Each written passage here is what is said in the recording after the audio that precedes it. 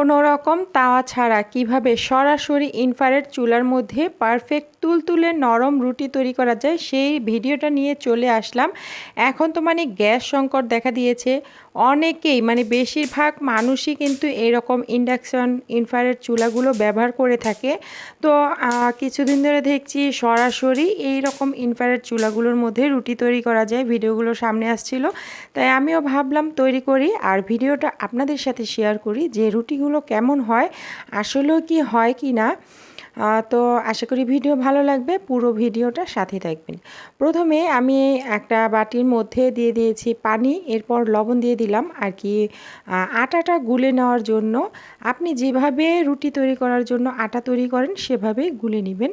তো পানিটা যখন বলক চলে আসবে তখন আমি এর মধ্যে দিয়ে দিলাম আটা অথবা ময়দা, যে যেটা দিয়ে রুটি খেতে পছন্দ করেন সেটাই দিয়ে দিবেন। তো আমি এখানে আটা ব্যবহার করেছি, দিয়ে তারপরে মিশিয়ে দিচ্ছি সাথে সাথে। এইভাবে আটাটা গুলিয়ে নিলে রুটিগুলো অনেক বেশি সফট হয়। তো যাই হোক, আমি আটাটা গুলে নেওয়ার পর এরপর নামিয়ে নিয়েছি চুলা থেকে। কিছুটা গরম থাকা অবস্থাতেই হাত দিয়ে এভাবে খুব ভালোভাবে মথে নিতে হবে, যাতে করে এটা খুব সুন্দরভাবে সফট হয়ে যায়। তো আমি দেখতে পাচ্ছেন হাত দিয়ে খুব ভালোভাবে এটাকে মথে নিয়েছি। এরপর ছোট ছোট করে লেচি কেটে নিচ্ছি। আর যতটুকু রুটি আর কি নিজেদের পছন্দ অনুযায়ী মোটা পাতলা করতে চান সেরকমভাবে রুটি তৈরি করে নিতে হবে। তো আমি একটা রুটি তৈরি করে দেখাচ্ছি আপনাদেরকে। তো এই ধরনের ভিডিওগুলো দেখে অনেকেই ট্রাই করতে যান আর এটা ট্রাই করে ব্যর্থ হন। অনেকেই আবার আছেন ট্রাই করতে ভয় পান যে এটা হবে কি না, কেমন হবে। তাদের জন্যই আসলে এই ভিডিওটা তৈরি করা। তো পুরো ভিডিওটার সাথে থাকবেন। ভিডিও ভালো লাগলে লাইক কমেন্ট শেয়ার করতে ভুলে যাবেন না। আর এরকমই সহজ ভিডিও পেতে, নতুন নতুন ভিডিও পেতে চ্যানেলটিকে সাবস্ক্রাইব করে নিয়মিত পাশে থাকবেন। যারা ফেসবুক পেজ থেকে দেখছেন তারা অবশ্যই পেজটাকে ফলো দিয়ে রাখবেন। তো যাই হোক, আমি একে একে রুটি তৈরি করে নিচ্ছি আর এই যে চুলার উপরে দিয়ে দিচ্ছি। প্রথমে কিন্তু আমি 1300 ওয়াটে দিয়েছিলাম, তো এটা মনে হচ্ছে একটু গরম বেশি হয়ে গেছে, তাই রুটিটা দেওয়ার সাথে সাথেই কিন্তু পুড়ে গেছিলো আর চুলার মধ্যে দাগ পড়ে গেছে। আমি সাথে সাথে ভালোভাবে মুছে নিয়েছি চুলাটাকে অফ করে। তারপরে আমি কিন্তু পরিষ্কার করে নিয়েছি, ভিজা কাপড় দিয়ে মুছে নিয়েছি। এরপর আমি চুলার হিটটাকে কমিয়ে দিয়েছি, 400 ওয়াটে দিয়েছি। আমার এই চুলাটা 2200 ওয়াটের। তো চুলার হিটটা একটু কমিয়ে দিয়ে তারপরে আমি রুটিটা ভাজার চেষ্টা করছি। তো উল্টে দিয়েছি, উল্টে দেওয়ার পরে আমি হাত দিয়ে ঘোরানোর চেষ্টা করছিলাম, কারণ আমি সবসময় তাওয়ার মধ্যে এভাবে হাত দিয়ে রুটি ঘুরিয়ে ঘুরিয়ে তারপরে উল্টে দিই।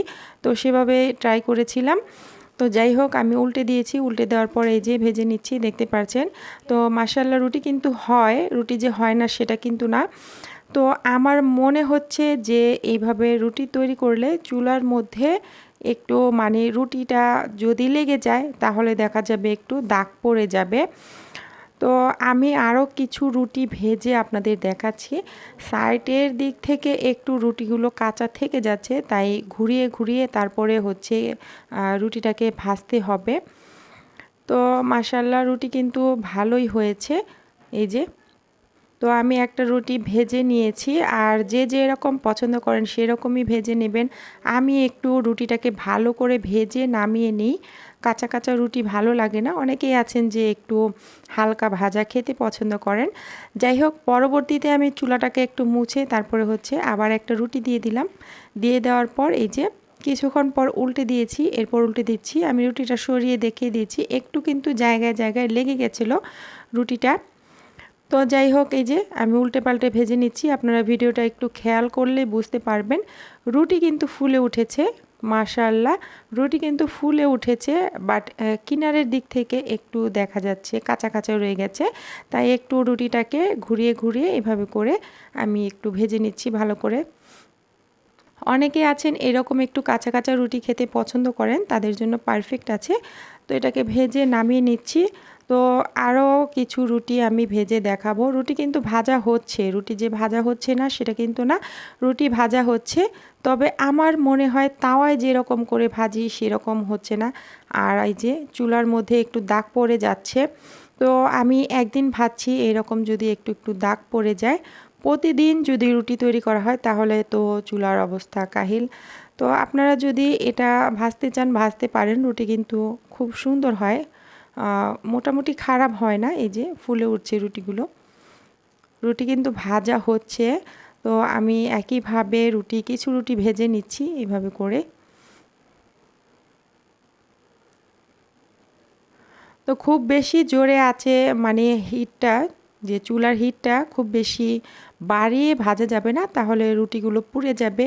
সেক্ষেত্রে দেখা যায় চুলার মধ্যে দাগ পড়ে যায়। চুলার হিটটাকে কমিয়ে রেখে তারপরে এরকম করে ভেজে নিতে হবে। তো ভেজে নিয়েছি। আমার মনে হয় এরকম একটা তাওয়া বসিয়ে রুটি ভাজলেই মনে হয় ভালো হয় আমার কাছে। তবে আপনাদের কাছে যদি ভালো লাগে তাহলে ভেজে নিতে পারেন। এই যে ইনফ্রারেড চুলার মধ্যে আমি এগুলোকে ভেজে নিয়েছি কয়েকটা রুটি।